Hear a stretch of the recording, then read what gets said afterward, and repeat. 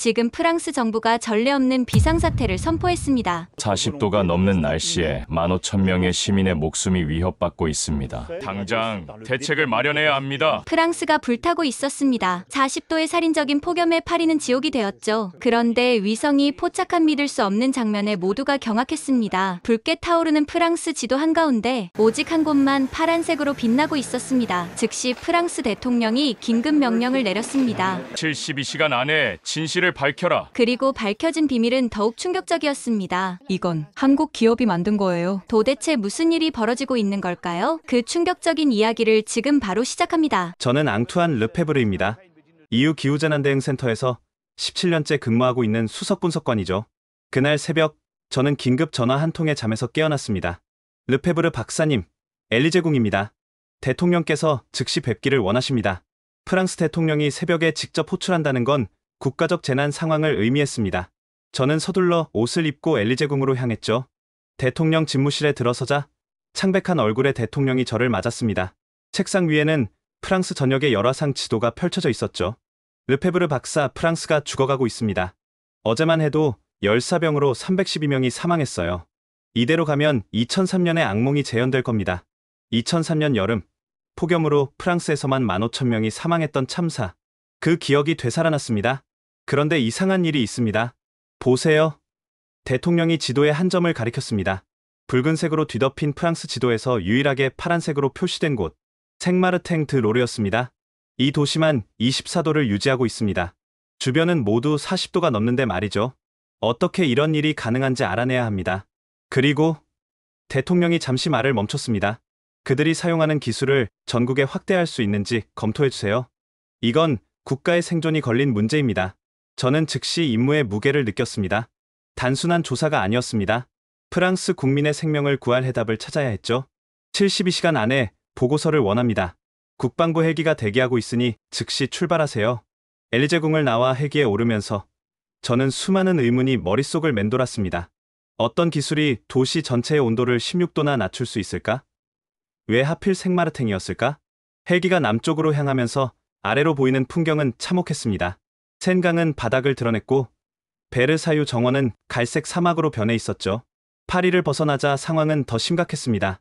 고속도로에는 과열로 멈춰선 차들이 줄지어 있었고 들판은 모두 타들어가 있었습니다. 그런데 생마르탱에 가까워지자 놀라운 변화가 시작됐습니다. 헬기 조종사가 먼저 알아챘죠. 이상합니다. 외부 온도가 떨어지고 있어요. 40도에서 35도로. 아니, 계속 떨어집니다. 저는 창밖을 내다봤습니다. 방금 전까지 누렇게 타들어가던 대지가 점점 초록빛을 띠기 시작했습니다. 마른 나무들 사이로 푸른 잎이 무성한 나무들이 나타났죠. 30도, 25도, 24도에서 멈췄습니다. 믿을 수 없군요. 헬기가 생마르탱 시청 앞 광장에 착륙했습니다. 헬기에서 내리는 순간 저는 충격을 받았습니다. 시원한 바람이 얼굴을 스쳤고 공기는 상쾌했습니다. 마치 봄날 같았죠. 더 놀라운 건 도시의 모습이었습니다. 광장의 분수는 시원하게 물을 뿜고 있었고 사람들은 평온하게 일상을 보내고 있었습니다. 카페 테라스에서는 사람들이 아이스 커피를 마시며 담소를 나누고 있었죠. 정말 다른 세계군요. 함께 온 정부 관계자가 감탄했습니다. 저는 즉시 주변을 관찰했습니다. 그리고 첫 번째 단서를 발견했죠. 모든 건물 옥상에 설치된 은색의 대형 장비들, 일반 에어컨과는 완전히 다른 모양이었습니다. 더 크고 더 정교했으며 거의 소음이 없었죠. 가까운 상점에 들어가 물어봤습니다. 실례합니다. 저 옥상의 장비들이 뭔가요? 상점 주인인 중년 여성이 밝게 웃으며 대답했습니다. 아, 우리의 구원자들이죠. 작년에 설치된 특수 냉방 시스템이에요. 덕분에 이 지옥 같은 여름을 천국으로 만들어줬어요. 누가 설치한 건가요? 여성의 표정이 조금 어두워졌습니다. 그건 시청에서 알아서 한 거라 자세히는 몰라요. 다만 외국 기술이라고 들었어요. 처음엔 다들 반대했죠. 프랑스 기술이 아니라고. 하지만 지금은 그녀가 창밖을 가리켰습니다. 보세요. 우리만 살아있잖아요.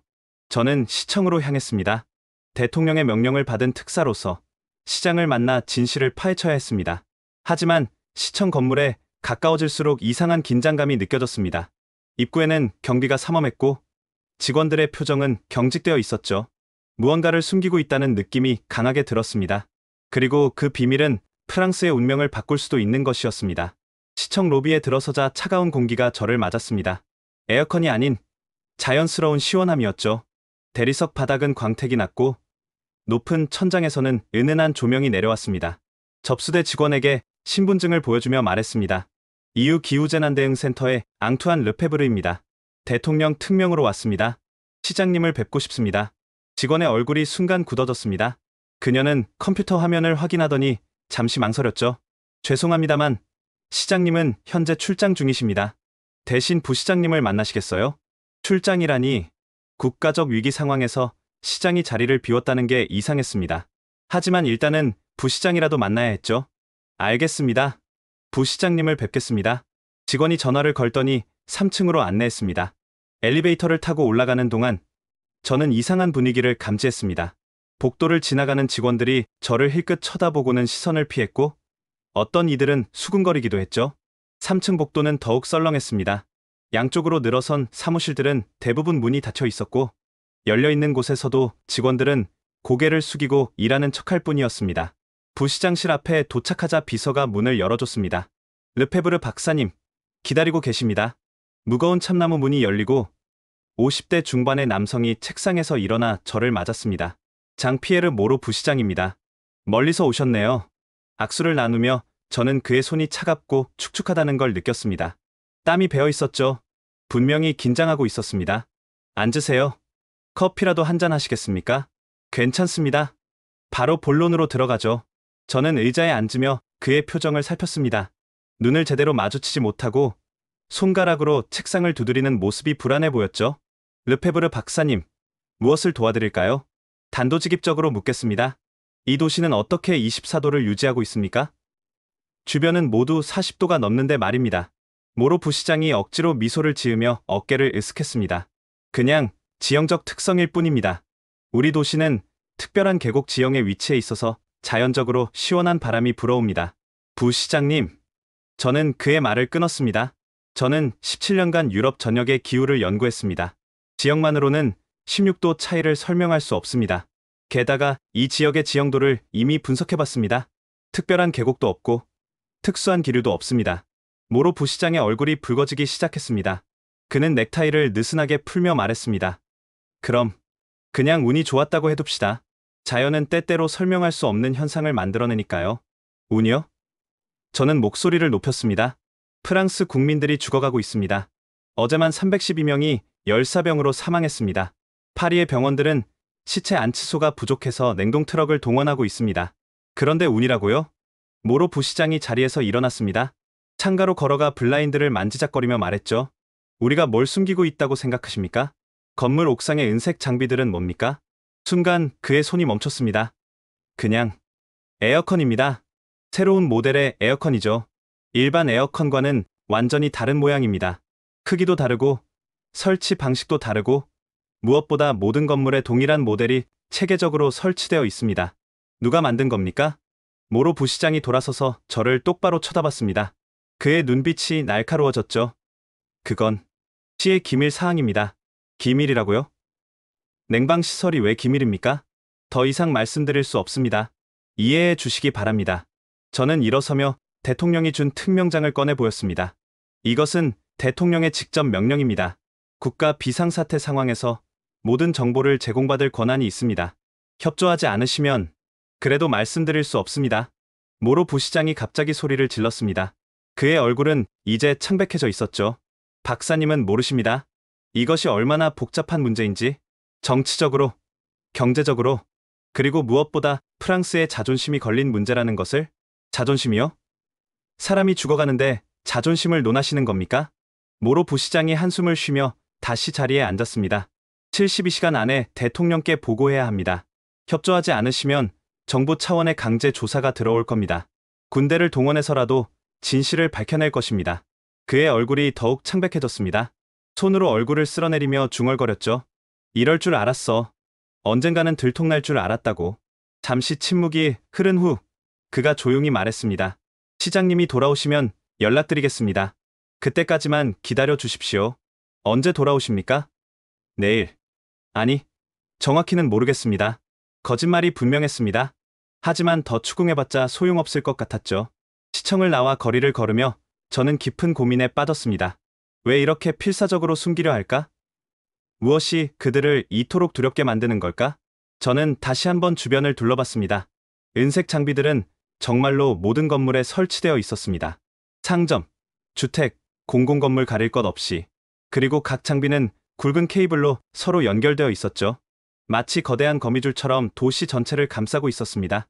한 카페에 들어가 에스프레소를 주문했습니다. 창가 자리에 앉아 밖을 바라보며 생각에 잠겼죠. 프랑스의 운명이 이 작은 도시의 비밀에 달려있다는 생각에 막막했습니다. 그때 옆 테이블에서 들려온 대화가 제 귀를 사로잡았습니다. 두 명의 중년 여성이 나지막이 대화를 나누고 있었죠. 그래도 우리는 정말 운이 좋아.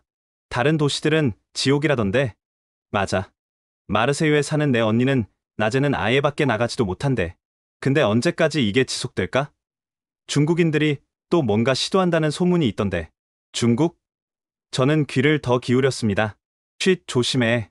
그런 얘기 함부로 하면 안 돼. 벽에도 귀가 있다고 하잖아. 두 사람은 주변을 살피더니 조용히 자리를 떴습니다. 중국이 무슨 관련이 있다는 걸까? 점점 미스터리는 깊어져만 갔습니다. 저녁이 되자 저는 호텔로 돌아왔습니다. 프론트에서 메시지가 있다고 했죠. 발신인 없는 메모였습니다.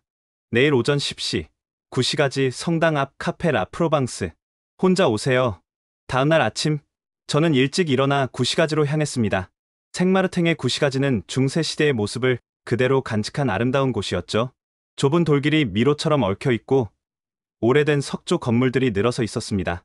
아침 9시, 거리는 이미 활기를 띠고 있었습니다. 빵집에서는 갓 구운 크루아상 냄새가 났고 꽃집 주인은 가게 앞에 화분들을 내놓고 있었죠. 다른 도시들이 폭염으로 죽어가고 있을 때 이곳만은 평화로운 일상이 계속되고 있었습니다. 성당 앞 광장에 도착했을 때는 9시 40분이었습니다. 일부러 일찍 온 것이었죠. 주변을 살피고 싶었습니다. 13세기에 지어진 생마르탱 성당은 웅장했습니다. 고딕 양식의 첨탑이 하늘을 찌를 듯 솟아있었고 정교한 조각들이 새겨진 정문은 예술품 그 자체였죠. 하지만 제 눈을 끈 것은 성당 지붕에도 설치된 은색 장비들이었습니다. 종교시설에까지 설치되어 있다니. 카페 라 프로방스는 광장 한쪽 구석에 자리 잡고 있었습니다. 전형적인 프랑스 남부의 카페였죠. 테라스에는 이미 몇몇 손님들이 앉아 신문을 읽거나 커피를 마시고 있었습니다. 저는 안으로 들어가 구석 자리를 택했습니다. 벽에는 오래된 흑백 사진들이 걸려 있었고 나무 테이블은 세월의 흔적이 묻어 있었죠. 에스프레소를 주문하고 기다렸습니다. 10시 정각 한 여성이 카페로 들어왔습니다. 30대 초반으로 보이는 그녀는 검은색 선글라스를 쓰고 있었고 긴장한 기색이 역력했죠. 주변을 둘러보다가 제 쪽으로 걸어왔습니다. 르페브르 박사님이시죠? 네, 맞습니다. 그녀는 재빨리 제 맞은편에 앉았습니다. 선글라스를 벗자 피곤해 보이는 얼굴이 드러났죠. 죄송해요. 조심해야 해서요. 저를 쫓는 사람들이 있을지도 모르거든요. 당신은 누구입니까? 이름은 중요하지 않아요. 저는 2년 전까지 시청에서 일했던 사람입니다. 환경정책과에서요. 그녀는 가방에서 물병을 꺼내 한 모금 마시고는 말을 이었습니다. 박사님이 알고 싶어 하시는 것, 제가 다 말씀드릴게요. 하지만 약속해 주세요. 제 신원은 절대 밝히지 않겠다고. 약속합니다.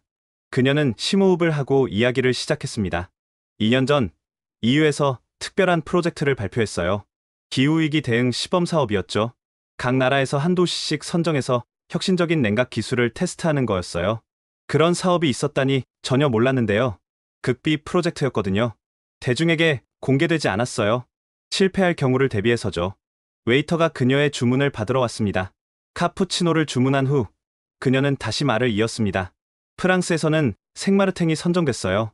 중소도시면서도 충분한 인구가 있고 무엇보다 시장이 적극적이었거든요. 현재 시장 말입니까? 아니요. 전임 시장이었어요. 미셸 뒤부아라는 분이었죠. 정말 진보적인 분이었어요. 환경 문제에 특히 관심이 많았고요. 그녀가 커피를 한 모금 마시고 계속했습니다. 입찰에는 여러 기업이 참여했어요. 프랑스의 알스톰, 독일의 지멘스, 미국의 제너럴 일렉트릭, 일본의 미쓰비시. 쟁쟁한 기업들이었죠. 그런데요. 마지막에 한국의 삼성이 참여했어요. 솔직히 처음엔 아무도 주목하지 않았어요. 냉각 시스템 분야에서 삼성이 뭐가 특별하겠어 했죠? 그녀의 눈빛이 변했습니다. 그때를 회상하는 듯했죠. 평가위원회가 열렸을 때 우리는 충격을 받았어요. 다른 기업들이 개별 건물 냉방에 초점을 맞춘 반면 삼성은 완전히 다른 접근을 했거든요. 어떤 접근이었나요? 도시를 하나의 살아있는 유기체로 봤어요. 건물 하나하나가 아니라 도시 전체의 열 흐름을 분석하고 제어하는 통합 시스템을 제안했죠. 인공지능이 실시간으로 모든 것을 관리하는. 그녀가 잠시 말을 멈추고 주변을 살폈습니다. 그리고 가장 충격적인 건 조건이었어요. 조건이요? 삼성은 모든 설치 비용을 자체 부담하겠다고 했어요. 10년간 무상으로 유지보수까지. 대신 단 하나만 요구했죠. 실증 데이터 무료로 설치한다고요? 그게 말이 됩니까? 그녀가 씁쓸하게 웃었습니다. 저희도 처음엔 함정이 있을 거라고 생각했어요. 하지만 아니었어요. 그들은 진짜로 기후위기 시대의 새로운 표준을 만들고 싶어 했어요. 수익보다 인류의 미래를 생각한다고. 믿기 어렵네요. 평가위원회에 참석했던 삼성 대표가 했던 말이 아직도 기억나요? 우리에게는 기술이 있고 여러분에게는 그것이 필요합니다. 돈은 나중 문제입니다. 지금은 사람을 살리는 게 먼저입니다. 라고 말했습니다. 카페 문이 열리고 새로운 손님들이 들어왔습니다. 그녀는 본능적으로 몸을 움츠렸다가 다시 편안해졌죠. 결과는 어땠나요? 당연히 반대가 심했죠. 특히 프랑스 정부에서요. 알스톰을 밀고 있었거든요. 프랑스 기업이 아닌, 그것도 아시아 기업에게 이런 중요한 프로젝트를 맡긴다는 게 자존심이 상했던 거예요. 하지만 결국 삼성이 선정됐군요. 뒤부하 시장의 결단이었어요. 그는 시민들의 생명이 국가의 자존심보다 중요하다고 주장했죠. 시의회를 설득하고 반대파들과 싸우고 정말 힘든 과정이었어요. 그녀가 가방에서 낡은 신문 스크랩을 꺼냈습니다. 이걸 보세요. 당시 지역 신문이에요. 생마르탱, 외국 기술의 영혼을 팔다라는 제목이 일면이었죠. 반대가 그렇게 심했나요? 프랑스 엔지니어 협회에서는 성명서까지 발표했어요. 프랑스의 기술력을 무시하는 처사라고. 일부 시민들은 시청 앞에서 시위까지 했고요. 그런데 어떻게 설치가 시작되고 첫 번째 폭염이 왔을 때 모든 게 바뀌었어요. 주변 도시들이 45도를 기록할 때 생마르탱은 25도를 유지했죠. 반대하던 사람들도 입을 다물 수밖에 없었어요. 그녀의 표정이 어두워졌습니다. 하지만 문제가 생겼어요. 작년에 중국 기업들이 접근해왔어요. 기술을 팔라고 거액을 제시했지만 당연히 거절했죠. 그러자 산업 스파이들이 침투하기 시작했어요. 시스템을 해킹하려 하고 직원들을 매수하려 하고 한 번은 야간에 장비를 분해하려다 잡힌 적도 있어요. 경찰에 신고했나요? 했죠. 하지만 국제적인 문제라 쉽지 않았어요. 그리고 내부에 협력자가 있다는 의심도 들었고요. 그녀가 시계를 봤습니다. 시간이 없어요. 마지막으로 한 가지만 더 말씀드릴게요. 그녀가 USB를 꺼내 제게 건넸습니다. 이 안에 모든 자료가 있어요. 프로젝트 선정 과정, 기술 사양, 설치 과정, 박사님이 필요한 모든 것이요. 왜 이걸 제게 주는 겁니까? 그녀의 눈에 눈물이 고였습니다. 제 고향은 리옹이에요. 어제 어머니가 열사병으로 쓰러지셨어요. 겨우 목숨은 건지셨지만 이 기술이 전국으로 확대되면 더 많은 생명을 구할 수 있잖아요. 그녀가 일어서며 마지막으로 말했습니다. 모로 부시장을 너무 미워하지 마세요. 그도 나름의 이유가 있을 거예요. 그리고 조심하세요. 중국 기업들은 아직 포기하지 않았어요. 그들에게 이 기술은 수조 원의 가치가 있거든요. 그녀가 떠난 후 저는 한참 동안 자리에 앉아 있었습니다. USB를 손에 쥐고 무게를 느꼈죠. 이 작은 메모리 칩 안에 프랑스의 미래가, 아니 유럽의 미래가 들어있을지도 모른다는 생각에 손이 떨렸습니다. 카페를 나와 호텔로 돌아가는 길, 저는 계속 뒤를 돌아봤습니다. 누군가 따라오는 것 같은 느낌이 들었거든요. 그녀가 말한 중국 스파이들이 정말 있는 걸까? 호텔방에 들어가자마자 저는 문을 잠그고 노트북을 켰습니다. USB를 연결하자 수많은 파일들이 나타났습니다. 첫 번째 파일을 열자 제 눈이 휘둥그레졌습니다. 삼성의 기술 사양서였는데 이건 단순한 냉방 시스템이 아니었습니다. 도시 전체를 하나의 거대한 공조 시스템으로 만드는 혁명적인 기술이었죠. 이제 저는 왜 모로 부시장이 그토록 숨기려 했는지 이해할 수 있었습니다. 이것은 단순한 기술이 아니라 새로운 시대의 시작이었고 그것을 받아들이기엔 프랑스의 자존심이 너무 컸던 것입니다. USB의 자료를 검토하던 중 제 휴대폰이 울렸습니다. 놀랍게도 시청 번호였죠. 르페브르 박사님, 모로 부시장입니다. 다시 생각해보니 협조하는 게 맞는 것 같습니다. 우리 기술 담당자를 만나보시겠습니까? 갑작스러운 태도 변화에 의아했지만 이는 좋은 기회였습니다. 감사합니다. 언제 만날 수 있을까요? 지금 바로 오실 수 있으신가요? 담당자가 기다리고 있습니다. 1시간 후, 저는 다시 시청에 있었습니다. 이번엔 로비 분위기가 달랐죠. 직원들이 더 이상 저를 피하지 않았고, 오히려 친절하게 인사했습니다. 박사님, 이쪽으로 오세요. 젊은 여성이 저를 맞았습니다. 갈색 머리를 단정하게 묶고, 밝은 미소를 띠고 있었죠. 안녕하세요. 엘로디 뒤랑입니다. 생마르탱 스마트 시티 프로젝트 총괄 매니저예요. 만나서 반갑습니다. 갑자기 협조하기로 한 이유가 뭔가요? 엘로디가 씁쓸하게 웃었습니다.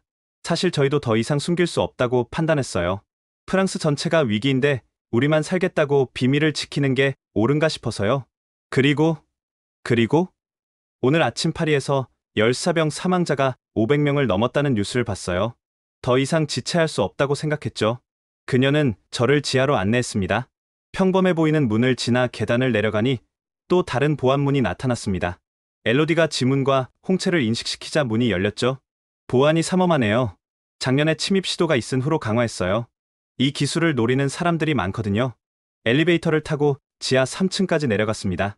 문이 열리는 순간 저는 입이 떡 벌어졌습니다. 거대한 통제실이 펼쳐져 있었습니다.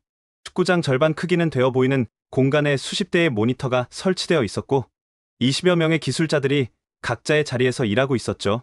정면의 거대한 스크린에는 생마르탱 전체의 3D 지도가 떠 있었고 실시간으로 변하는 온도가 색깔로 표시되고 있었습니다. 믿기 어려우시죠? 저도 처음 봤을 때는 공상과학 영화 세트장 같았어요. 엘로디가 중앙 콘솔로 저를 안내했습니다. 여기가 메인 컨트롤 센터예요.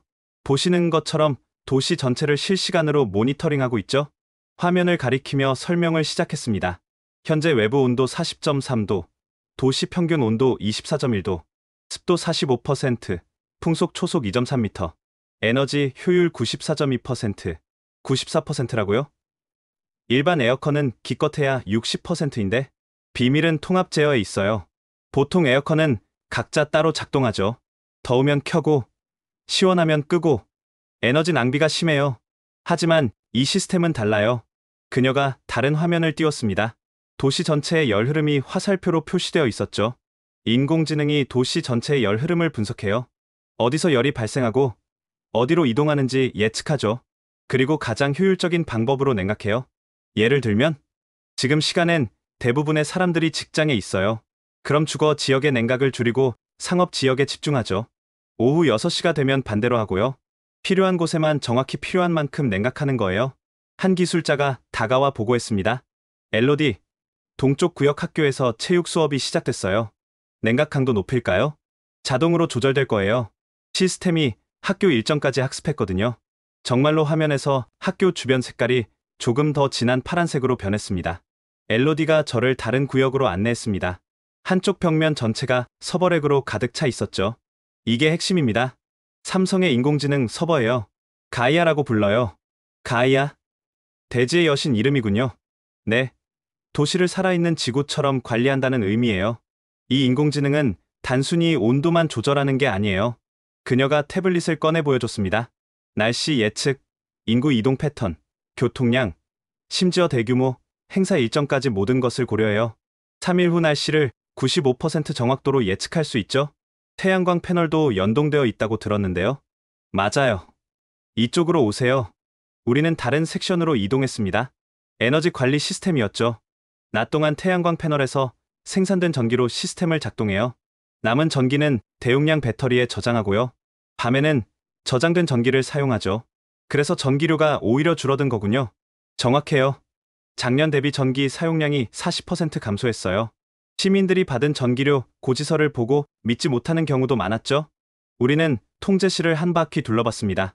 곳곳에서 기술자들이 시스템을 모니터링하고 있었고 가끔씩 조정을 하기도 했죠. 완전 자동화는 아닌가 보네요.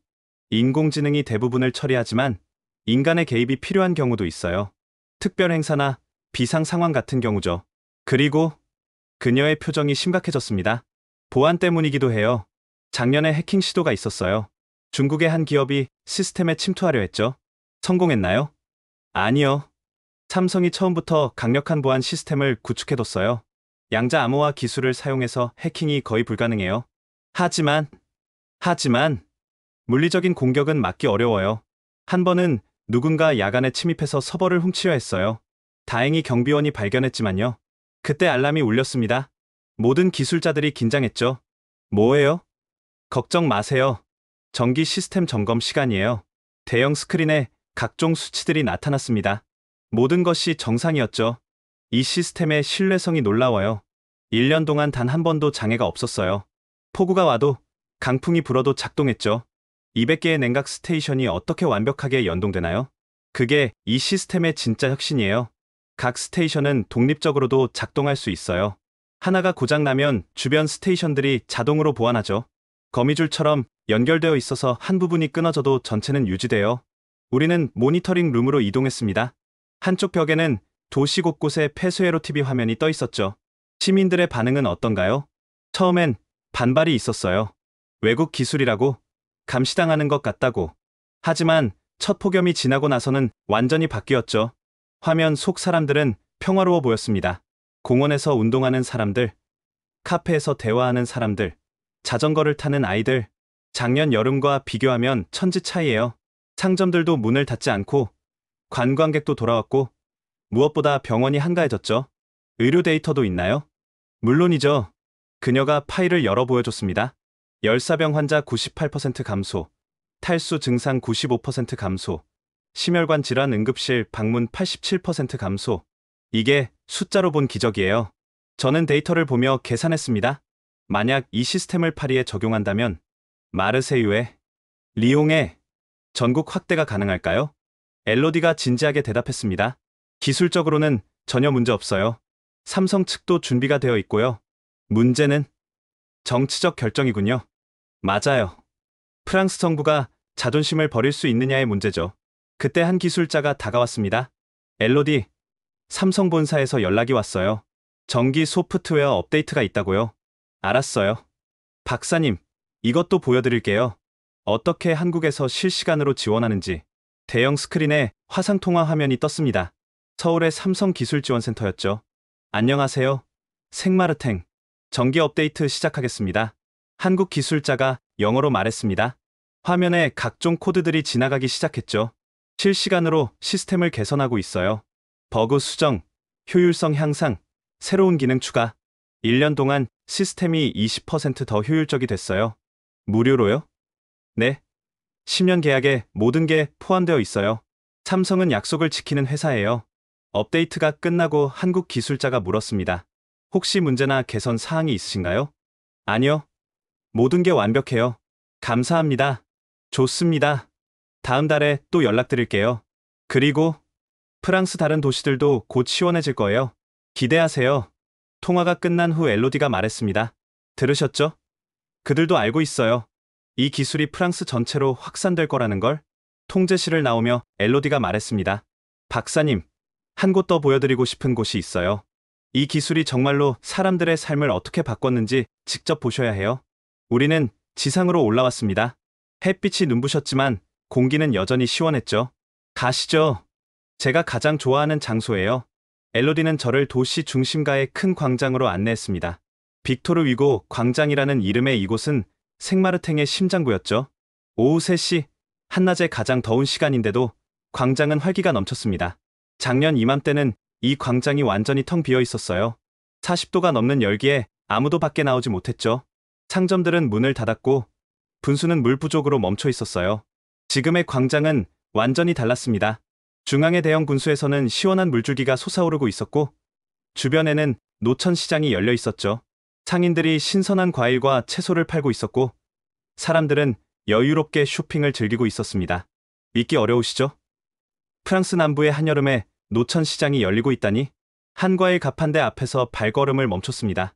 60대로 보이는 남성이 탐스러운 복숭아를 진열하고 있었죠. 피에르 아저씨, 오늘도 장사가 잘 되시나요? 오, 엘로디. 그럼 아주 잘 되지. 작년엔 이 시간에 가게 문을 닫았는데 말이야. 피에르가 저를 보고 물었습니다. 이분은? EU에서 오신 전문가예요. 우리 도시의 변화를 조사하러 오셨어요. 피에르의 얼굴에 환한 미소가 번졌습니다. 아, 그럼 제 얘기를 들어보셔야겠네요. 저는 3대째 이 자리에서 장사를 하고 있습니다. 할아버지 때부터요. 그는 잠시 먼 곳을 바라보며 회상했습니다. 작년 여름은 정말 끔찍했어요. 40도가 넘는 날이 계속됐죠. 과일들은 트럭에서 내리자마자 상했고 손님들은 더위를 피해 대형마트로 갔어요. 60년 전통의 가게를 닫아야 하나 고민했죠. 그런데 지금은 보세요. 복숭아가 얼마나 싱싱한지. 아침에 수확한 것들이 저녁까지 신선해요. 그리고 손님들도 돌아왔고요. 그가 복숭아 하나를 집어 제게 건넸습니다. 드셔보세요. 프로방스의 여름 맛이에요. 복숭아를 한 입 빼어 물자 달콤한 과즙이 입안 가득 퍼졌습니다. 정말 신선했죠. 더 중요한 건 말이에요. 피에르가 목소리를 낮췄습니다. 우리 농장도 살아났다는 거예요. 농장이요? 네. 도시 외곽에 있는 우리 복숭아 농장이요. 폭염으로 나무들이 죽어가고 있었는데 도시의 냉각 시스템이 주변 지역까지 영향을 미쳤어요. 미세하지만 온도가 낮아지고 습도가 유지되니 나무들이 다시 살아났죠. 엘로디가 설명을 덧붙였습니다. 도시 냉각 시스템이 만들어내는 미세 기후가 주변 5km까지 영향을 미쳐요. 완전한 냉각은 아니지만 극한 온도를 누그러뜨리죠. 우리는 광장을 가로질러 걸었습니다. 거리 예술가가 바이올린을 연주하고 있었고 사람들이 동전을 던져주고 있었죠. 저 바이올리니스트는 파리에서 왔어요. 여름 동안 남부 도시들을 순회 공연하는데 생마르텍만 유일하게 거리 공연이 가능하대요. 광장 한쪽에는 아이들이 뛰어놀 수 있는 작은 놀이터가 있었습니다. 분수에서 나온 물이 얕은 풀을 만들어 아이들이 물놀이를 즐기고 있었죠. 한 젊은 엄마가 벤치에 앉아 아이들을 지켜보고 있었습니다. 엘로디가 다가가 인사했죠. 마리 안녕. 아이들이 정말 즐거워 보이네. 엘로디. 정말 그래. 작년엔 상상도 못했던 일이야.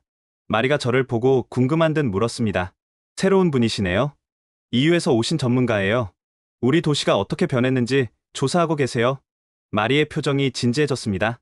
그럼 꼭 들으셔야 할 얘기가 있어요. 작년 7월 15일, 제일 더웠던 날이었죠. 우리 막내가 열경련을 일으켰어요. 겨우 3살이었는데 그녀의 목소리가 떨렸습니다. 구급차를 불렀는데 다른 응급 환자들 때문에 1시간이나 걸렸어요. 그 1시간이 얼마나 길게 느껴졌는지. 다행히 아이는 회복했지만 그날의 공포는 잊을 수가 없어요. 그녀가 물놀이하는 아이들을 바라보며 미소 지었습니다. 하지만 올해는 달라요. 아이들이 마음껏 밖에서 놀 수 있어요. 더위 걱정 없이요. 이게 얼마나 큰 축복인지 아세요? 우리는 마리와 작별하고 광장을 벗어났습니다. 엘로디가 저를 오래된 건물로 안내했죠. 여기는 시립음악학교예요. 특별한 사연이 있는 곳이죠. 건물 안으로 들어가니 피아노 소리가 들려왔습니다. 복도를 따라가자 여러 연습실에서 다양한 악기 소리가 흘러나왔죠.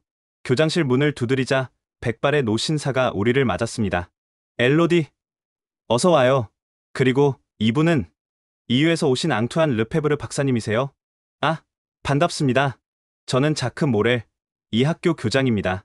우리는 교장실에 앉았습니다. 벽에는 오래된 사진들과 상장들이 걸려 있었죠. 이 학교는 1923년에 설립됐어요. 100년의 역사를 가진 곳이죠. 그런데 작년에 하마터면 문을 닫을 뻔했어요. 왜요? 더위 때문이었죠. 이 오래된 건물은 단열이 제대로 안 돼서 여름이면 찜통이 됐어요.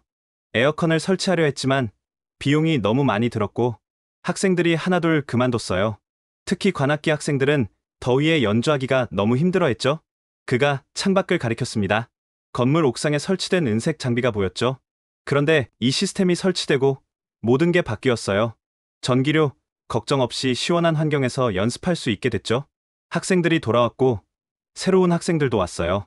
몇 명이나 되나요? 작년엔 45명까지 줄었는데 지금은 120명이에요. 역대 최고 인원이죠. 그때 밖에서 합주 소리가 들려왔습니다. 모렐 교장이 일어서며 말했습니다. 잠깐 구경하시겠어요? 학생들이 여름 음악제를 준비하고 있어요. 우리는 대강당으로 이동했습니다. 30명 정도의 학생들이 오케스트라를 구성해 연습하고 있었죠.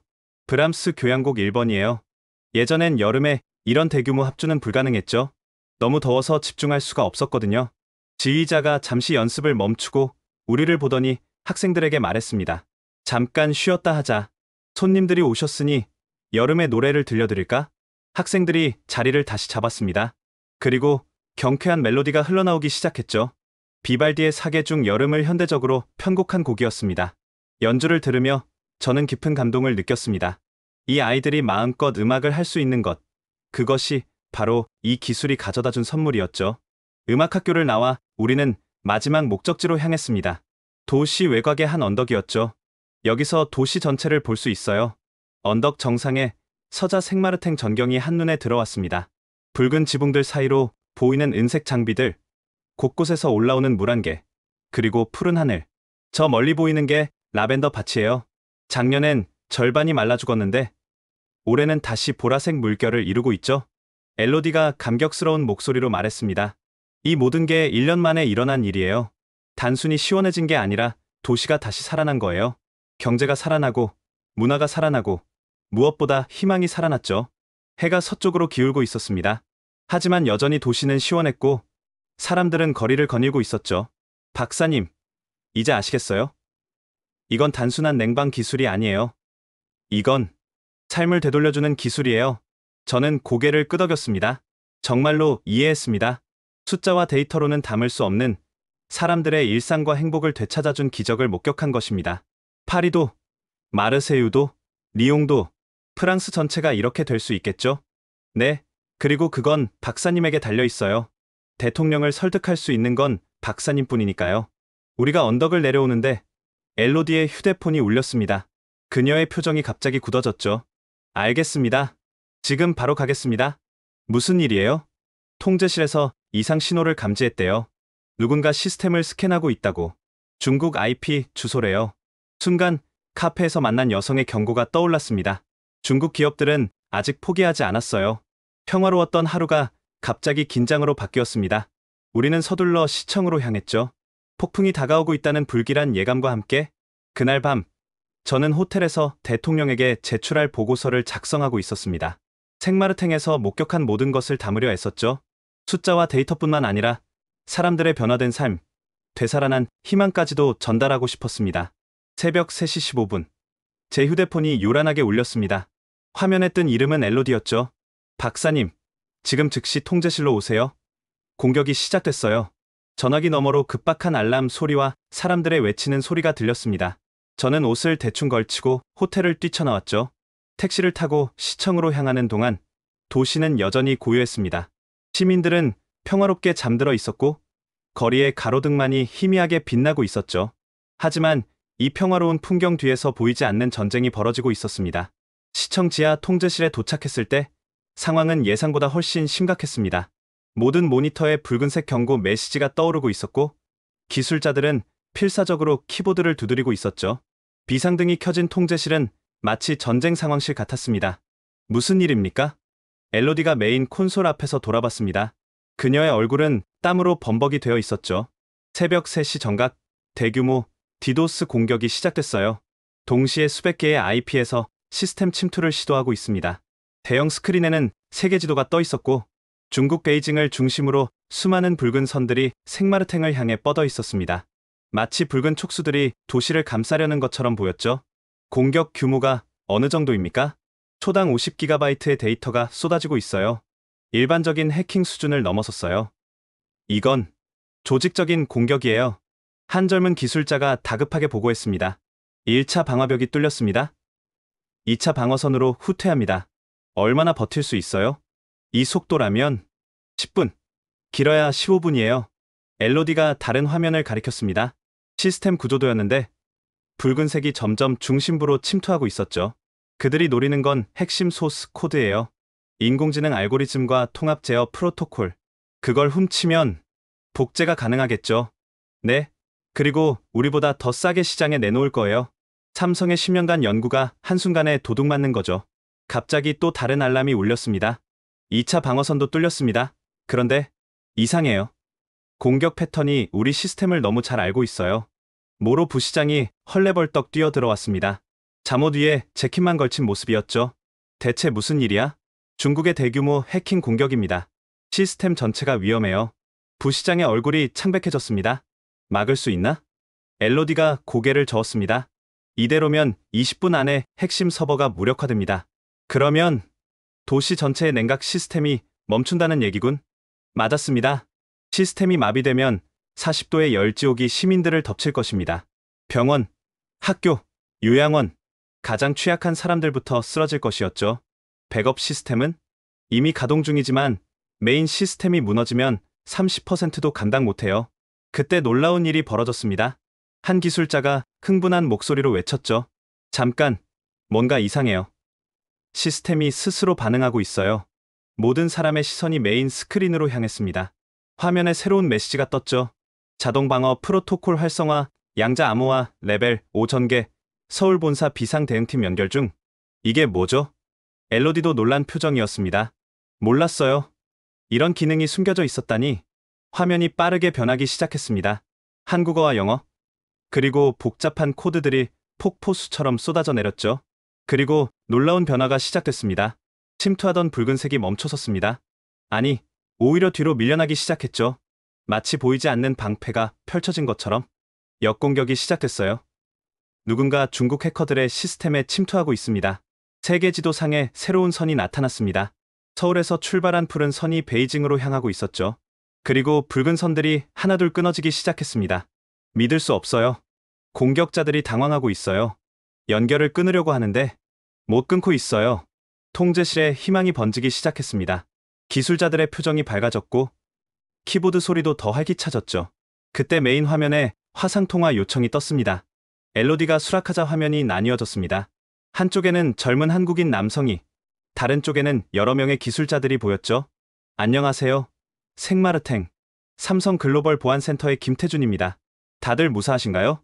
김태준이라는 남성은 30대 초반으로 보였습니다. 침착하면서도 날카로운 눈빛을 가지고 있었죠. 네, 덕분에 어떻게 이렇게 빨리 대응을? 저희는 모든 시스템을 24시간 모니터링합니다. 비정상적인 접근이 감지되는 순간 자동으로 방어 체계가 가동되죠. 그리고 그가 화면을 조작하자 공격자들의 정보가 나타났습니다. 공격 주체는 중국 항저우의 칭화 클라이미테크입니다. 작년부터 우리 기술을 노리고 있던 기업이죠. 그들의 쿨링 드래곤 프로젝트는 실패했고 이제는 도둑질로 방향을 바꾼 겁니다. 그들이 뭘 훔치려 했나요? 핵심 인공지능 알고리즘과 통합 제어 코드요. 하지만 김태준이 미소를 지었습니다. 우리가 왜 양자 암호화를 사용하는지 아십니까? 설령 코드를 훔쳐도 양자 키 없이는 쓸모가 없어요. 그리고 그 키는 어디에 있나요? 존재하지 않습니다. 실시간으로 생성되고 소멸하거든요. 해킹이 불가능한 이유죠. 15분 후 상황은 완전히 역전됐습니다. 공격은 차단됐고 오히려 공격자들의 시스템 일부가 노출됐죠. 재미있는 걸 발견했어요. 김태준이 새로운 데이터를 보여줬습니다. 칭화테크의 서버에서 흘러나온 내부 문서예요. 그들의 냉각 시스템 효율은 겨우 58%더군요. 우리의 94%와 비교하면 절반 수준이네요. 그래서 필사적이었던 거예요. 정상적인 경쟁으로는 불가능하니까요. 모로 부시장이 앞으로 나섰습니다. 김 선생, 정말 감사합니다. 당신들이 아니었다면 우리는 단순한 공급자가 아닙니다. 파트너예요. 생마르탱의 성공은 곧 우리의 성공이니까요. 그때 엘로디가 끼어들었습니다. 그런데 한 가지 궁금한 게 있어요. 왜 처음부터 이런 강력한 방어 시스템을 알려주지 않았나요? 김태준이 잠시 생각하더니 대답했습니다. 솔직히 말씀드리면 여러분이 우리를 완전히 신뢰하지 않는다는 걸 알고 있었어요. 외국 기업, 그것도 아시아 기업에 대한 경계심, 이해합니다. 그래서 필요한 순간에 스스로 증명하기로 했죠. 침묵이 흘렀습니다.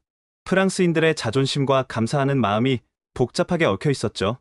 하지만 이번 공격으로 한 가지는 분명해졌어요. 김태준이 진지하게 말했습니다. 이 기술을 노리는 세력들이 포기하지 않을 거라는 것. 중국뿐만 아니라 다른 나라들도 마찬가지일 겁니다. 그래서 우리는 결정했습니다. 이 기술을 더 많은 도시에 더 빠르게 보급하기로. 독점하려는 자들이 나타나기 전에 인류 공동의 자산으로 만들겠다는 거죠. 새벽 5시 시스템은 완전히 정상화됐습니다. 도시는 여전히 24도를 유지하고 있었고 시민들은 이 밤에 일어난 전쟁을 전혀 모른 채 평화롭게 잠들어 있었죠. 통제실의 기술자들은 지쳐 있었지만 얼굴에는 승리의 미소가 번져 있었습니다. 오늘 밤 일은 비밀로 해야 할까요? 엘로디가 물었습니다. 아니요. 모로 부시장이 단호하게 말했습니다. 시민들에게 알려야 합니다. 우리가 어떤 위협 속에서 살고 있는지, 그리고 누가 우리를 지켜주고 있는지. 그가 저를 돌아봤습니다. 박사님, 이제 확실히 아시겠죠? 이건 단순한 기술 도입의 문제가 아닙니다. 미래를 선택하는 문제예요. 그리고 그 미래를 함께 만들어갈 파트너를 선택하는 문제고요. 저는 고개를 끄덕였습니다. 정말로 모든 것이 명확해졌습니다. 프랑스가, 아니 유럽이 선택해야 할 길이 무엇인지 해가 떠오르고 있었습니다. 통제실을 나오며 저는 생각했습니다. 오늘 밤 일어난 일은 단순한 해킹 시도가 아니었다고. 이것은 미래를 둘러싼 전쟁의 서막이었고 우리는 올바른 편에 서 있다고. 아침 8시, 저는 호텔로 돌아와 샤워를 하고 옷을 갈아입었습니다. 피곤했지만 잠을 잘 수는 없었죠. 오늘 중으로 대통령에게 보고서를 제출해야 했습니다. 보고서를 마무리하던 중 엘로디로부터 메시지가 왔습니다. 박사님, 놀라운 소식이 있어요. 시청으로 와주세요. 시청 회의실에는 예상치 못한 사람들이 모여 있었습니다. 모로 부시장, 엘로디, 그리고 화상화면으로 연결된 김태준과 또 다른 한국인이 있었죠. 박사님, 소개합니다. 삼성기후사업부 박진수 상무입니다. 박진수 상무는 50대로 보이는 중후한 인상의 남성이었습니다. 르페브르 박사님, 만나서 반갑습니다. 오늘 새벽 일로 급히 연락드렸습니다. 무슨 일이신가요? 먼저 이것부터 보시죠. 화면에 문서가 떴습니다. 중국어로 된 내부 문서였는데 번역본이 함께 표시됐죠. 칭화테크의 내부 보고서입니다. 오늘 새벽 해킹 시도가 실패한 후 그들 서버에서 유출된 거예요. 내용은 충격적이었습니다. 중국 정부가 직접 개입해 유럽의 냉각 기술을 탈취하려 했다는 증거들이 담겨 있었죠. 그리고 더 놀라운 건 프랑스뿐만 아니라 독일, 이탈리아의 시범 도시들도 타깃이었어요. 다른 나라에도 시범 사업이 있었나요? 박진수 상무가 고개를 끄덕였습니다. 네. 하지만 생마르텍만큼 성공적이진 않았죠. 그래서 중국이 먼저 이곳을 노린 겁니다. 그런데 왜 이 정보를 공개하시는 거죠? 박 상무의 표정이 진지해졌습니다. 오늘 새벽 3시 47분, 중국 칭화테크로부터 공식 서한을 받았습니다. 새로운 문서가 화면에 떴습니다. 사과문이에요. 그리고 정식으로 기술 라이선스를 구매하고 싶다는 제안도 함께요. 모두가 놀랐습니다. 불과 몇 시간 전에 도둑질을 시도했던 그들이 이제는 고객이 되겠다니? 김태준이 설명을 덧붙였습니다. 우리의 역공격으로 그들의 시스템 일부가 손상됐어요. 복구하려면 막대한 비용이 들죠. 게다가 우리가 국제사회에 이 사실을 공개하겠다고 했더니 굴복한 거군요. 단순한 굴복이 아닙니다. 그들도 깨달은 거예요. 훔친 기술로는 한계가 있다는 것을, 제대로 된 기술 이전과 지원 없이는 불가능하다는 것을요. 박진수 상무가 말을 이었습니다. 이것은 오히려 기회입니다. 중국이 정식 고객이 되면 아시아 전체로 이 기술이 확산될 수 있어요. 그들도 폭염으로 고통받고 있으니까요. 하지만 믿을 수 있을까요? 계약서에 특별 조항을 넣을 겁니다. 기술 유출 시도 시 즉각 계약 해지와 막대한 배상금, 그리고 모든 시스템을 실시간으로 모니터링할 권한도요. 모로 부시장이 끼어들었습니다. 잠깐, 이게 프랑스에 어떤 영향을 미칠까요? 박 상무가 미소를 지었습니다. 좋은 질문입니다. 사실 이것이 제가 오늘 연락드린 진짜 이유예요. 화면이 바뀌며 유럽 지도가 나타났습니다. 중국 사태를 계기로 우리는 전략을 바꾸기로 했습니다. 더 이상 개별 도시가 아닌 국가 단위로 계약하기로요. 그리고 첫 번째 국가로 지도에서 프랑스가 밝게 빛났습니다. 프랑스를 선택했습니다. 침묵이 흘렀습니다. 모두가 그 의미를 되새기고 있었죠. 전국 단위 계약이라면 파리, 마르세유, 리옹, 툴루즈, 니스, 프랑스의 모든 주요 도시에 동시에 설치하겠다는 겁니다. 그것도 같은 조건으로요. 같은 조건이라면, 네, 무상 설치, 10년 무상 유지 보수, 대신 프랑스 정부가 공식적으로 이 프로젝트를 지원하고 데이터를 공유해 주시면 됩니다. 엘로디가 흥분한 목소리로 말했습니다. 이건 정말 놀라운 제안이에요. 프랑스 전체가 생마르탱처럼 될 수 있다는 거잖아요. 맞습니다. 그리고 한 가지 더, 박 상무가 새로운 슬라이드를 보여줬습니다. 프랑스가 EU의 리더 국가잖아요. 프랑스가 성공하면 다른 EU 국가들도 따를 겁니다. 그래서 우리는 제안합니다. 프랑스를 유럽 스마트 기후 허브로 만들자고요. 허브요? 기술연구센터를 파리에 설립하고 프랑스 엔지니어들과 함께 기술을 더 발전시키는 겁니다.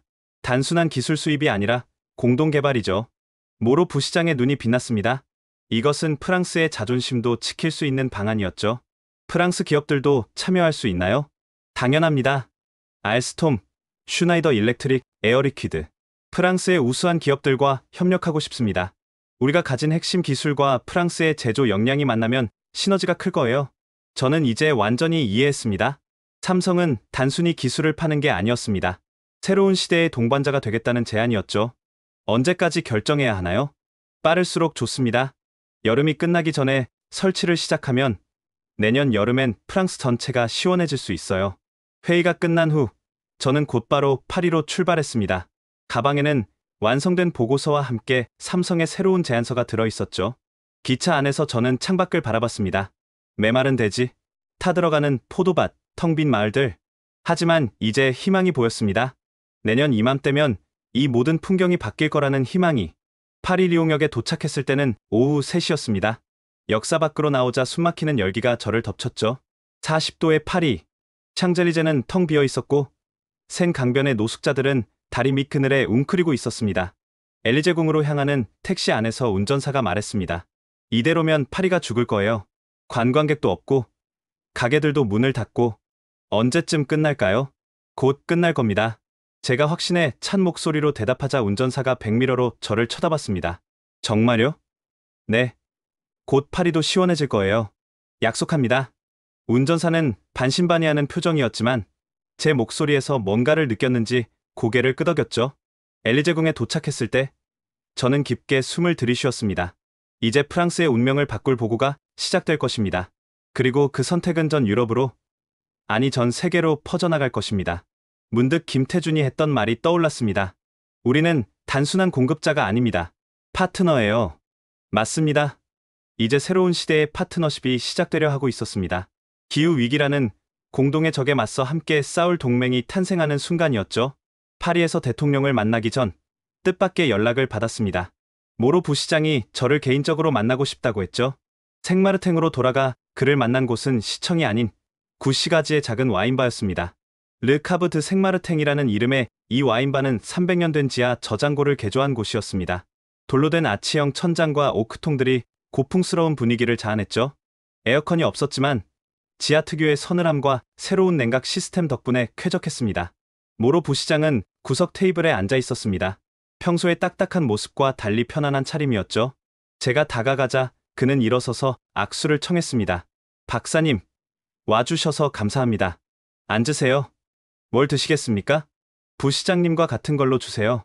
그는 웨이터에게 코트 디 론 와인 2잔을 주문했습니다. 와인이 오는 동안 우리는 잠시 침묵 속에 앉아 있었죠. 먼저 입을 연 것은 부시장이었습니다. 박사님, 제가 왜 처음에 그토록 반대했는지 아십니까? 프랑스의 자존심 때문이라고 생각했습니다만 모로 부시장이 씁쓸하게 웃었습니다. 그것도 있었죠. 하지만 진짜 이유는 따로 있어요. 그는 와인잔을 들어 향을 맡고는 한 모금 마셨습니다. 그리고 먼 곳을 바라보며 말을 이었죠. 제 아버지는 드골 대통령 시절 외교관이었어요. 프랑스의 영광을 위해 평생을 바쳤죠. 어릴 때부터 저는 아버지에게 들었습니다. 프랑스는 특별하다고, 우리는 누구에게도 의존하지 않는다고. 와인바의 희미한 조명 아래서 그의 얼굴은 더 나이 들어 보였습니다. 그런데 2003년 여름이 왔어요. 2003년. 그 끔찍한 폭염의 해. 저도 기억했습니다. 어머니가 파리의 작은 아파트에 혼자 사셨어요. 아버지는 이미 돌아가신 후였고 저는 남부 지방에서 일하고 있었죠. 8월 초 폭염이 절정에 달했을 때 그의 목소리가 떨리기 시작했습니다. 어머니가 전화하셨어요. 너무 덥다고, 숨쉬기가 힘들다고. 저는 바쁘다는 핑계로 조금만 참으세요. 곧 시원해질 거예요 라고만 했죠. 그게 마지막 통화였습니다. 모로 부시장이 지갑에서 낡은 사진을 꺼냈습니다. 자애로운 미소에 노부인이 찍혀 있었죠. 이틀 후 이웃이 발견했을 때는 이미 늦었어요. 열사병으로 돌아가셨죠. 에어컨도 없는 4층 아파트에서 혼자서. 그의 눈에 눈물이 고였습니다. 15,000명이 죽었어요. 대부분 노인들이었죠. 프랑스의 자랑스러운 복지 시스템도 선진 의료 기술도 그들을 구하지 못했습니다. 아니, 관심조차 없었죠. 바캉스가 더 중요했으니까. 이제 이해가 됐습니다. 그의 반대는 단순한 자존심이 아니었던 거죠. 그 이후로 저는 집착했어요. 프랑스가 더 강해져야 한다고, 우리 기술로 우리 국민을 지켜야 한다고. 외국에 의존하는 건 또 다른 실패의 시작이라고 믿었죠. 하지만 제가 틀렸어요. 그가 와인잔을 내려놓으며 말했습니다. 어제 새벽 중국의 공격을 막아낸 건 한국이었어요. 그들은 아무것도 요구하지 않고 우리를 지켜줬죠. 그리고 오늘 아침 들은 제안, 프랑스 전체를 구하겠다는 그 제안. 모로 부시장이 저를 똑바로 쳐다봤습니다. 박사님, 저는 20년 동안 어머니의 죽음에 갇혀 살았어요. 프랑스가 강해져야 한다는 강박에 사로잡혀서 정작 중요한 걸 놓쳤죠. 어머니가 원했던 건 프랑스의 자존심이 아니라 그저 시원한 바람이었을 텐데. 와인바에 잠시 침묵이 흘렀습니다. 멀리서 성당 종소리가 들려왔죠. 제가 얼마나 많은 사람들을 위험에 빠뜨렸을까요? 제 어리석은 자존심 때문에. 과거는 바꿀 수 없습니다. 하지만 미래는 우리가 만들어갈 수 있죠. 모로 부시장이 고개를 끄덕였습니다. 맞아요. 그래서 결심했습니다. 이제는 제대로 하려고요. 그가 서류 가방에서 두꺼운 파일을 꺼냈습니다.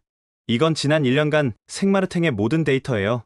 단순한 온도 변화뿐만 아니라 삶의 질 향상, 경제 활성화, 의료비 절감, 모든 것이 담겨 있죠.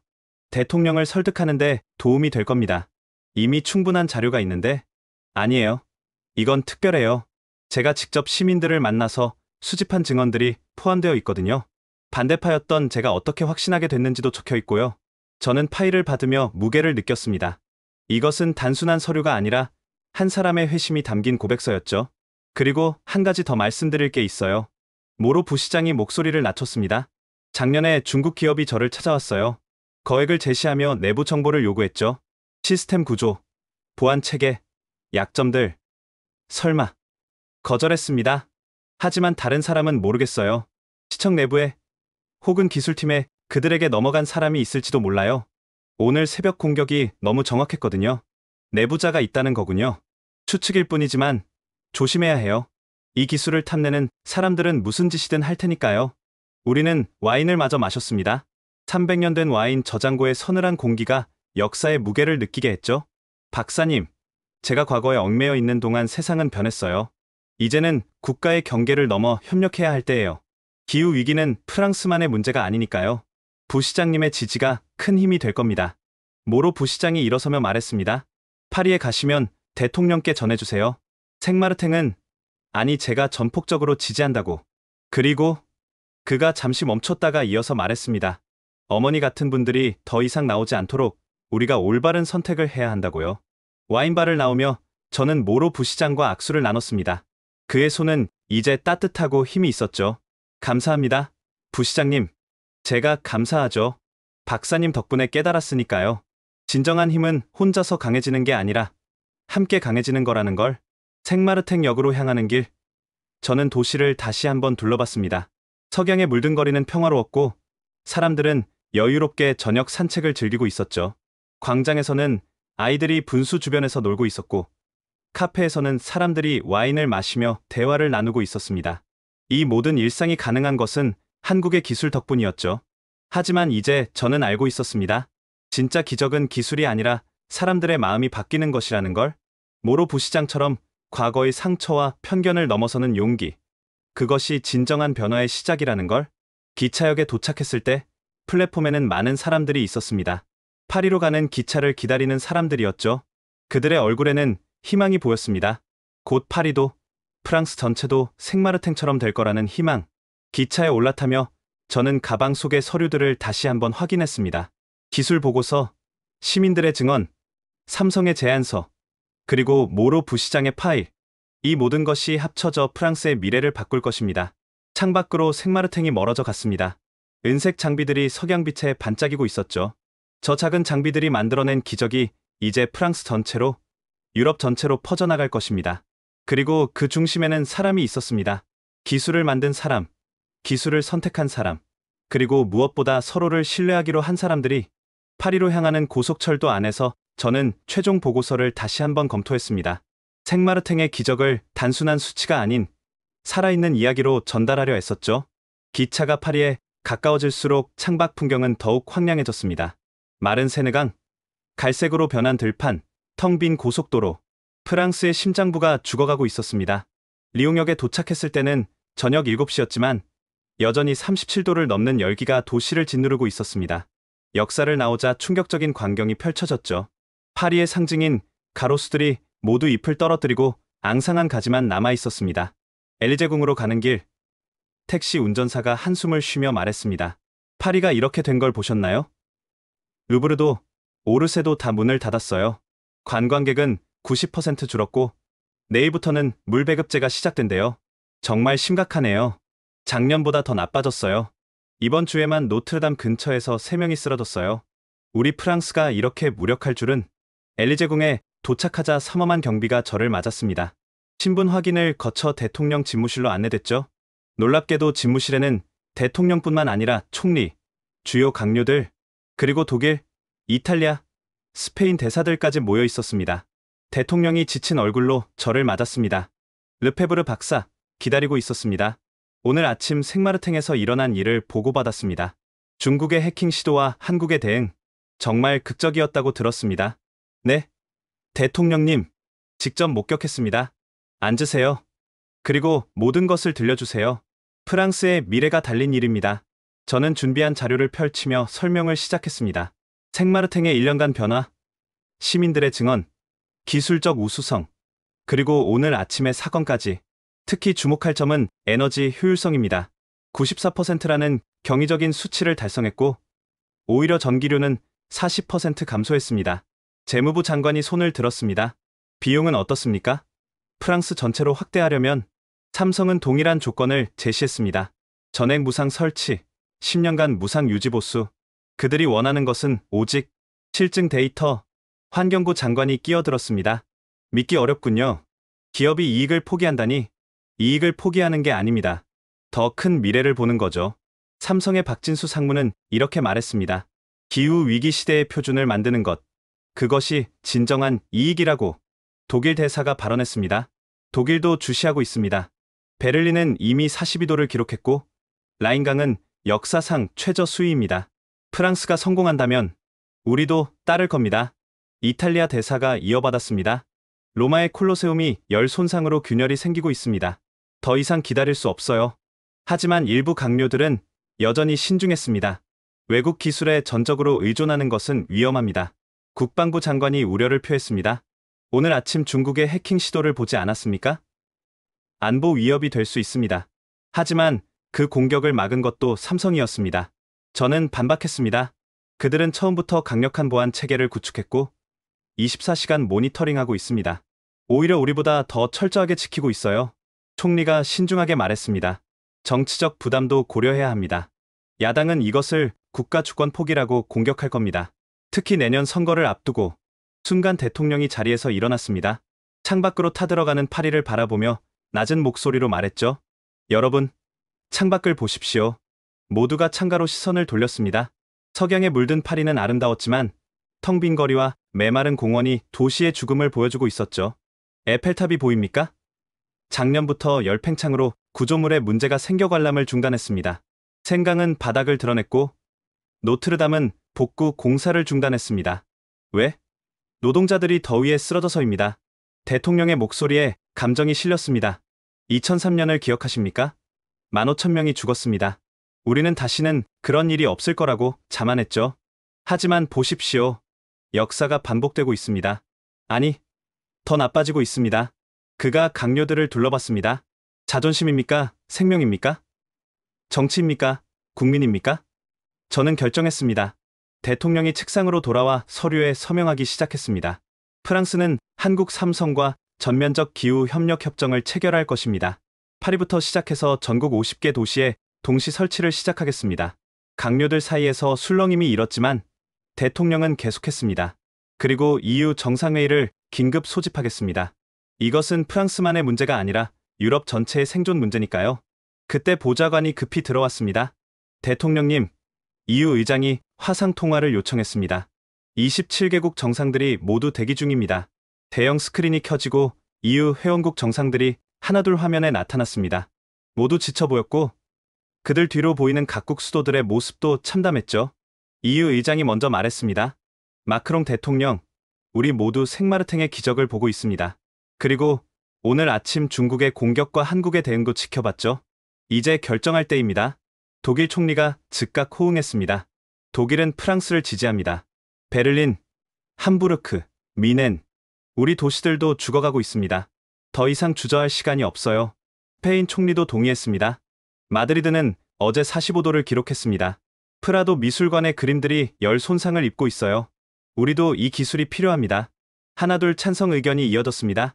네덜란드, 벨기에, 오스트리아, 포르투갈. 그런데 뜻밖의 발언이 나왔습니다. 잠깐만요. 폴란드 총리였습니다. 우리는 이미 이 기술을 경험했습니다. 크라쿠프에서 1년 전부터 사용하고 있죠. 그리고 말씀드릴 수 있습니다. 이것은 기적입니다. 화면에 크라쿠프의 현재 모습이 나타났습니다. 푸른 하늘 아래 활기찬 도시의 모습이었죠. 작년 대비 사망률 제로, 경제 성장률 15%, 관광객 300% 증가. 이것이 숫자로 본 변화입니다. 하지만 진짜 변화는 사람들이 다시 웃는다는 겁니다.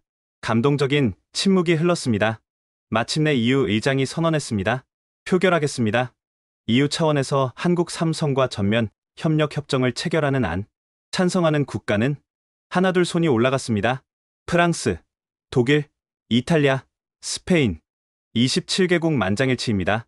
박수가 터져 나왔습니다. 역사적인 순간이었죠. EU 의장이 계속했습니다. 투자 규모는 250억 유로. 하지만 삼성이 대부분을 부담한다니 실제 EU 부담은 훨씬 적을 것입니다. 이것은 투자가 아니라 구원입니다. 대통령이 저를 돌아봤습니다. 르페브르 박사, 당신이 해냈습니다. 프랑스뿐만 아니라 유럽 전체를 구한 거예요. 아닙니다. 대통령님, 진짜 영웅은 따로 있습니다. 저는 모로 부시장의 파일을 꺼냈습니다. 생마르탱의 부시장이 보낸 겁니다. 가장 강력한 반대자였던 그가 어떻게 확신하게 됐는지 적혀있죠? 그리고 이런 말을 전해달라고 했습니다. 진정한 힘은 혼자서 강해지는 게 아니라 함께 강해지는 거지라고. 대통령이 파일을 받아 읽기 시작했습니다. 그의 눈가가 촉촉해졌죠. 2003년. 저도 기억합니다. 우리의 실패를. 그리고 이제 우리에게 두 번째 기회가 왔군요. 회의가 끝난 후 대통령은 즉시 대국민 담화를 준비했습니다. 저녁 8시 프랑스 전국의 대통령의 목소리가 울려 퍼졌습니다. 친애하는 국민 여러분, 오늘 우리는 역사적인 결정을 내렸습니다. 프랑스 전역에 혁신적인 냉각 시스템을 도입하기로 했습니다. 방송을 지켜보던 프랑스 국민들의 반응은 폭발적이었습니다. 소셜미디어는 환영과 감사의 메시지로 가득 찼죠. 드디어 이제 살 수 있다. 파리가 다시 파리가 될 수 있어. 우리 아이들이 밖에서 놀 수 있게 됐어요. 한국의 감사를, 삼성의 감사를. 그날 밤 저는 엘리제궁 근처 호텔에서 창밖을 바라봤습니다. 여전히 더운 파리의 밤이었지만 이제 희망이 보였습니다. 내일부터 설치팀이 도착할 것입니다. 한국과 프랑스 기술자들이 함께 일할 것입니다. 그리고 몇 달 후면 파리도 생마르탱처럼 시원해질 것입니다. 문득 삼성 박진수 상무의 말이 떠올랐습니다. 우리는 단순한 공급자가 아닙니다. 미래를 함께 만들어가는 파트너입니다. 맞습니다. 오늘 프랑스와 한국은, 아니 유럽과 한국은 진정한 파트너가 되었습니다. 기후위기라는 공동의 적에 맞서 함께 싸울 동지가 된 것입니다. 지금까지 프랑스를 구한 한국 기술의 이야기 어떠셨나요? 작은 도시에서 시작된 기적이 전 세계로 퍼져나가는 감동적인 여정이었습니다. 기후위기 시대, 우리에게 필요한 건 뛰어난 기술만이 아니라 서로를 신뢰하고 함께 나아가려는 마음이라는 걸 보여준 이야기였죠. 이 이야기가 감동이 되었다면 구독과 좋아요를 눌러주세요. 그리고 더 나은 미래를 위한 희망과 영감을 더 많은 분들과 나누기 위해 이 영상을 공유해주세요. 여러분의 작은 나눔이 큰 변화의 시작이 됩니다. 다음에도 더 놀라운 이야기로 찾아뵙겠습니다. 지금까지 원더풀 해외 사연이었습니다. 감사합니다.